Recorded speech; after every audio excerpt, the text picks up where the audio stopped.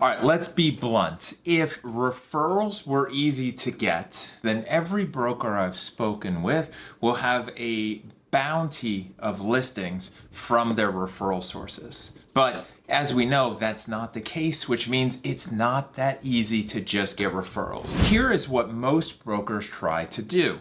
The first strategy is networking. They go to networking meetings. They think if I go to this meeting and I go enough times, I'll meet some CPAs, maybe an attorney, maybe a financial planner, a wealth advisor.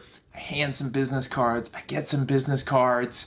Maybe I do a follow-up, that should be enough. Or they think I did a transaction, I finally got a deal closed. Now I've got people that I did transactions with, the CPA, the attorney that the seller brought, maybe the buyer side. Now I have this network. Maybe if I just stay in touch, it should lead to something.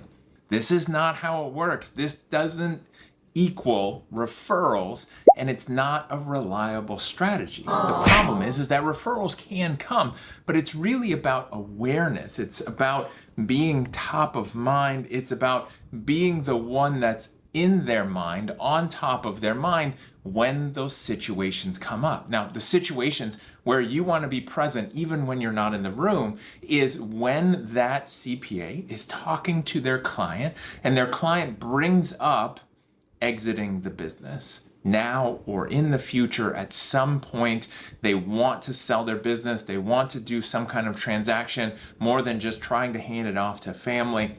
They want to exit, they want to cash out of the business, they want to move on to retirement or some other venture, take the money, invest it in some other way, but they want to get out of the business. The problem is you can't be everywhere, you can't be in those rooms, you can't be a part of all of those conversations, and so what do? Because you need to be the one that attorney says, I've got a person for you, somebody that I trust, somebody that I know that will take care of you. I'm gonna make an introduction.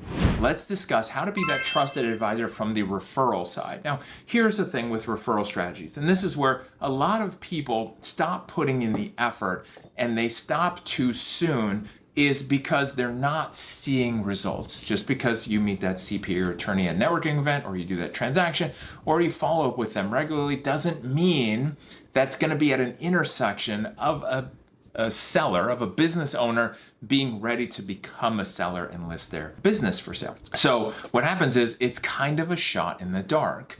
So what you need to do is you need to be planting lots of seeds all over the place in order to make those opportunities come up. And that's where most brokers fall short. They don't see results. Then what happens is they give up. And by giving up, you're not seeing things through its fruition. Imagine if you're trying to grow your own food, you're trying to plant a garden, then you plant some seeds.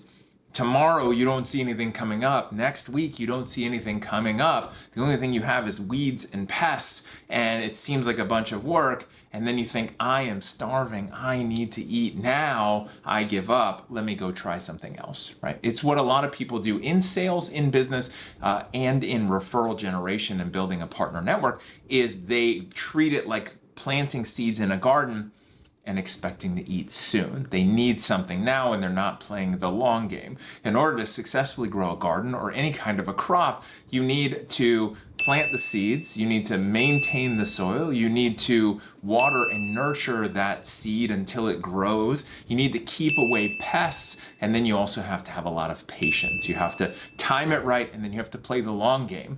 If you plant a seed today, you're not eating apples next week, maybe not even this year. And so you have to be able to play the long game. It's why I work with a lot of clients where I talk about the strategy where we need to hunt for today, and then we need to farm for later on, the next season, the next year. So you have to work on strategies that will help you in the short term, and then you've got to play the long game. And at some intersection, you have a farm that's generating referrals and people who are coming to you for help. So one of the biggest things you can do is to provide value. Right? The first step is you've got to provide value, no matter how big your referral network is, and we can talk about how to grow that later on. The first part is you have to provide value. You have to treat it, and this is how I was raised, is when you go to somebody's house as the saying goes, and what I was taught, never be able to knock on the door with both hands. Meaning, you should never go over to somebody's house with both hands empty, right? You should always have something that you're bringing to them, a gift, something you're giving to them as you're going. Maybe you're seeing a friend, you have something. Maybe you're going over for dinner somewhere and you have drinks, or you have an appetizer, or you have a gift, you have flowers for the host, whatever that is, but you should never go empty-handed into somebody's house, right? Where both hands are open.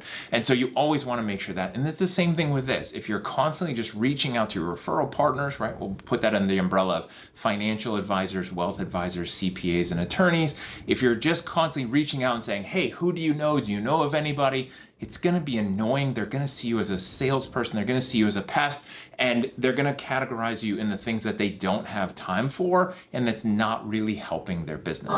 So the best thing you can do is focus on helping their business. What's important to them? What's going to help them professionally in their career? And then what's also going to help them in their business with their clients. Now, the first one can be a little bit difficult. That's where you could have strategies where maybe you spend some of your marketing money on courses or a get-together for the CPAs that you know, where they can actually get educational credits, anything they need for recertifications, things like that, where you're actually going to pay for that. You're going to bring somebody in, you're going to cover that, maybe make a day of it, have some sessions. You could also do something where it's career development for them. So instead of you bringing them into your office or hosting an event where you're talking about business sales and business brokerage and exit strategies, instead what you're talking about is you're bringing in somebody, bringing in an expert, and maybe it's somebody about motivation. It's someone that's about marketing, because most businesses